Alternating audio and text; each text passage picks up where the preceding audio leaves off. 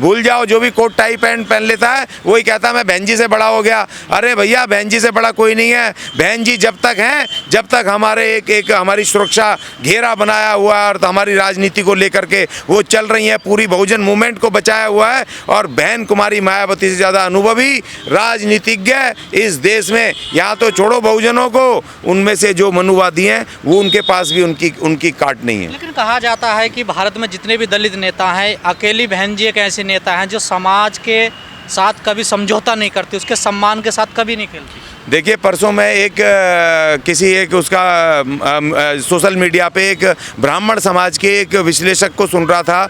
वो ये कह रहा था कि भाई मैंने बहन कुमारी मायावती के अलावा ऐसा कोई राजनेता नहीं देखा जो किसी मौका की प्रस्त में किसी मंदिर ना गया हो, किसी के मस्जिद ना गया हो, कहीं ना गया हो। उसने कहा बहन कुमारी मायावती इकलौती ऐसी नेता हैं कि जिनको ना तो कभी किसी मंदिर में जाते हुए देखा वोट की खातिर, ना किसी मस्जिद में जाते हुए देखा, ना किसी उसमें गुरुद्वारे में, कहीं नहीं जाती हैं। वो अपनी राजनीति को अपने हिसाब से करती हैं। वो एक ब्राह्मण, वो रिपोर्टर विश्लेषक इस बात को कह रहा था। अभी 3-4 दिन पहले मैं सुन रहा था उसमें राजपथ टीवी के चैनल पर, मैंने सुना, मेरे तो रोंगटे खड़े हो गए। सिर्फ हम ही नहीं सोच रहे हैं, वो तमाम लोग सोच रहे हैं कि बहन कुमारी मायावती इस देश में धर्म अरम की राजनीति, जाति की राजनीति नहीं करती। वो राजनीति करती है भारत के संविधान की, वो राजनीति करती है बिल्कुल फेयर सकारात्मक राजनीति। और वही राजनीति अब लोगों को समझ आ रही है, क्योंकि 2007 से लेकर 2012 तक जो बहन जी का फुल फ्लैश उत्तर प्रदेश में राज था, मुख्यमंत्री थी, वो राज सबको याद आ रहा है। लॉ एंड ऑर्डर से लेकर के शिक्षा व्यवस्था,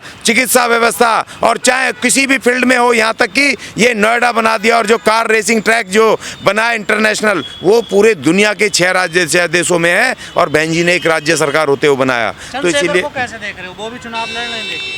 देखिए, चुनाव लड़ रहे हैं, लेकिन अब चंद्रशेखर जी की अब पोल खुल गई है।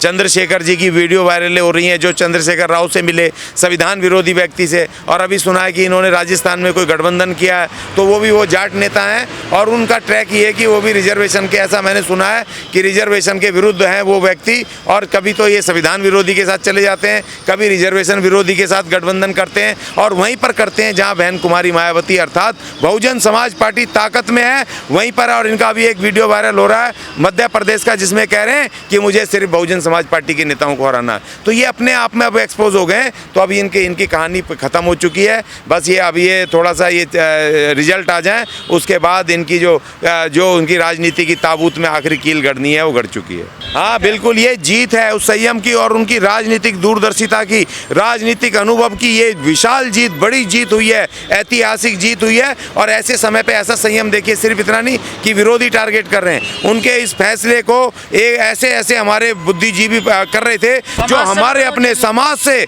उनको इतना अपमान झेलना पड़ा। उसके बाद उन महान शक्ति ने उनकी अपनी उसको संयम को नहीं खोया और पूरे संयम के साथ, अनुभव के साथ बैठी रही। और आज उस संयम का ये परिणाम कि अब प्रधानमंत्री पद हमारी झोली में आने वाला है। कि सपा से बसपा ज़्यादा बेटर ऑप्शन दिखाई दे रहा है? सपा है कहाँ, मुझे बताओ ना। उत्तर प्रदेश में कुछ छोड़ करके सपा है कहाँ? वो इतना बड़ा विशाल देश है। बहुजन समाज पार्टी तो कांग्रेस के साथ हर एक, जहाँ कांग्रेस नहीं है वहाँ भी बहुजन समाज पार्टी खड़ी होगी अगर ये बहन जी को अगर प्रधानमंत्री बनाते हैं। आज कांग्रेस को दिखाई दे रहा है कि आज बहन कुमारी मायावती समाजवादी पार्टी से लाख गुना ज़्यादा बेहतर है, क्योंकि बहन जी का जो संगठन है, काम करने की शैली है, अनुभव है, और लड़ने का जो उनका जज्बा है, मनुवाद से लड़ने का, वो देखिए वो सिर्फ बहन जी के पास है, समाजवादी पार्टी के पास नहीं है। अभी जो इजराइल और फिलिस्तीन में जो युद्ध हुआ, पूरे देश के अंदर इकलौती नेता थी विपक्षी जिन्होंने कि मोदी के ऊपर सबसे बड़ा हमला बोला, गाजा, और इसके ऊपर ये समाजवादी पार्टी, यहाँ तक कि कांग्रेस की भी हिम्मत नहीं हुई इतना बड़ा हमला बोलने की जितना बहन जी ने बोला।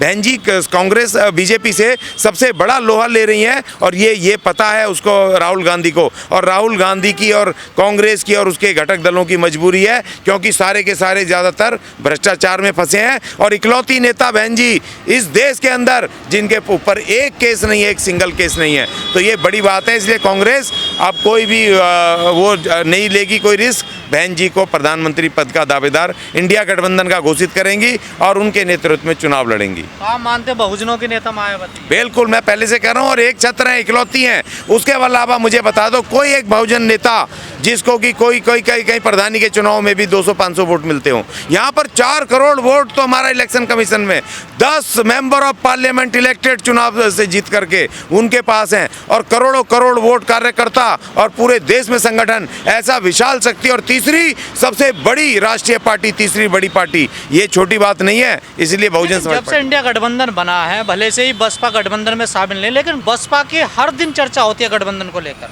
नहीं, देखिए वो इसलिए होती है क्योंकि वो फोर्स कर रहे थे पहले कि वो आ जाएं, राहुल गांधी को प्रधानमंत्री मान लें।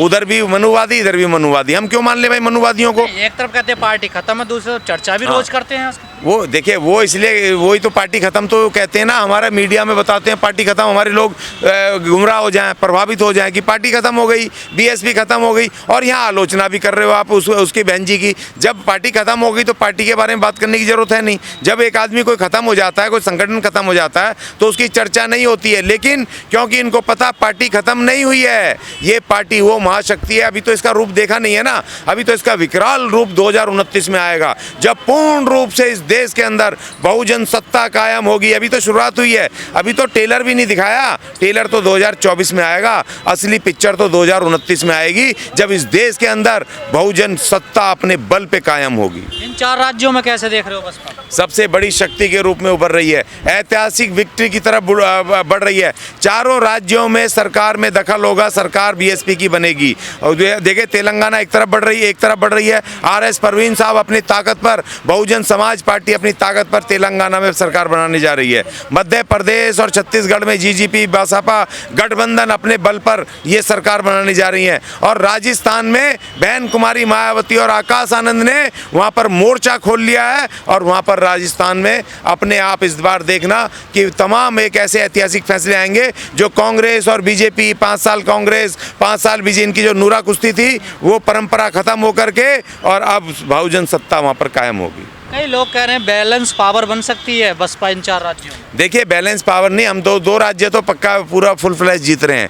छत्तीसगढ़ और तेलंगाना तो बहुजन समाज पार्टी पूरी तरह जीत रही है। इन दोनों उसमें बैलेंस ऑफ पावर नहीं बनेगी। इसमें ये जो विपक्षी, ये कांग्रेस बीजेपी के जो हारे हुए हैं, जिनकी कम सीटें आएंगी, वो बीएसपी की सरकार बनवाएंगे, मुख्यमंत्री बनेंगी और यहाँ पर भी लीड करेंगी दोनों राज्यों में। मेरी बात को आज नोट करो। बड़ी पार्टी तो कांग्रेस बीजेपी है ना इन राज्यों। देखिए जहाँ वोट तो हमारा है ना, लोगों को समझ आ गया, 2024 दिख रहा है, संविधान दिख रहा है, और अब इनसे लोग कांग्रेस बीजेपी से दोनों से तरसते हैं, लोग बुरी तरह तरसते हैं, भयंकर रूप से चल रहा है। इनके अंदर डर दिखाई दे गया, इनके मशीनें होने के बावजूद भी कांग्रेस बीजेपी की जड़ें हिली पड़ी हैं। इनका जो अंतर्द्वंद है, अभी इनके आपस में जो सर फुटबॉल हो रही है, इनके अपने कार्यकर्ता लड़ रहे हैं, और बहुजन समाज पार्टी में लगातार बीजेपी और कांग्रेस के कार्यकर्ता, नेता, विधायक तक भी आ रहे हैं। जिस तरीके से आ रहे हैं उससे पिक्चर तस्वीर साफ हो रही है। बहुजन समाज पार्टी 4 राज्यों में सरकार बनाने जा रही है। एक छोटा सा देश है आइसलैंड, बहुत खुशहाल देश, 0 अनएम्प्लॉयमेंट था वहाँ, पर्यावरण शुद्ध एकदम, क्राइम नहीं होता था, खुश लोग, हैप्पीनेस इंडेक्स में बहुत ऊपर। फिर वहाँ मल्टीनेशनल्स गए, क्रेडिट रेटिंग एजेंसीज गई, आईएमएफ की इकोनॉमिक पॉलिसीज़ गई। अब उस देश में वो सब होता है जो यहाँ होता है, वो बर्बाद हो गया वो देश। तो कैसे किसी, और उसकी डॉक्यूमेंट्री आप सर्च करेंगे मिल जाएगी आपको, तो कैसे किसी एक खुशहाल देश को बर्बाद किया जाए आर्थिक नीतियों के ज़रिए, उसका बहुत स्ट्रक्चर्ड तरीके से समझाया है एक किताब में, नाओमी क्लाइन की किताब में। और वो उस किताब में जो मैं अगर द शॉक डॉक्ट्रिन, उस किताब में अगर आप पढ़ेंगे उसके शुरू के 15-20 सफ़े, तो आपको बिल्कुल दिखाई देगा कि एग्जैक्टली 90 के दशक में भारत में यही हो रहा था और यही समाज बनाया जा रहा था, जिसमें कि बड़े बड़े शॉपिंग मॉल और चिकनी सड़कें, मल्टी लेन सड़कें, और वो आपकी इंसानी संवेदना को किस तरीके से प्रभावित कर रही हैं। मैं बहुत हाईवेज में चलता हूँ, अभी भी घूम कर आया हूँ कहीं कहीं से, और पहले भी चलता था। बड़ा अफसोस होता है वंदना जी, अभी चलते हैं तो सड़क का देश से जो कनेक्शन था वो ख़त्म हो गया। अब आपको दिल्ली से अगर आप बनारस तक बाई रोड जाएंगे या आजमगढ़ तक जाएंगे, आपको बर्गर, पिज़्ज़ा, कढ़ाई पनीर ही मिलेगा। तो जो एक जगह के कोई, कहीं आप गए तो कहीं के समोसे अच्छे हैं, तो कहीं की कचौरी अच्छी है, तो कहीं का कुछ और अच्छा है, कहीं की बिरयानी अच्छी है, वो कनेक्ट जो है, लोकल कनेक्ट उन सड़कों का ख़त्म हो गया। तो ये थोड़ा विषयांतर हो जाएगा, लेकिन ये हुआ।